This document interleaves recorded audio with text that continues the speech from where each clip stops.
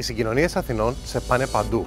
Χρειάζεται όμως να κάνεις δύο απλά αλλά σημαντικά πράγματα. 1. Να επικυρώνεις πάντα την κάρτα ή το εισιτήριό σου κάθε φορά που χρησιμοποιείς τα μέσα μαζικής μεταφοράς, ακόμα και αν η κάρτα σου είναι μηνιαία.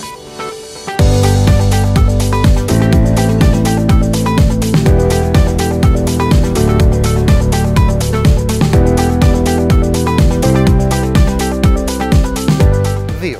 Να επικυρώνεις την κάρτα ή το εισιτήριό σου κάθε φορά που μπαίνεις σε κάποιο μέσο, ακόμα και αν την έχεις χτυπήσει σε προηγούμενο. Μόνο έτσι παρέχεις την πληροφόρηση για την ομαλή διεξαγωγή και τον υπολογισμό της συχνότητας των δρομολογίων, με το να επικυρώνεις την κάρτα ή το εισιτήριό σου. Όταν επικυρώνεις, υπολογίζεται σωστά η ζήτηση των δρομολογίων, ενώ όταν δεν επικυρώνεις, τα συμπεράσματα είναι λάθος.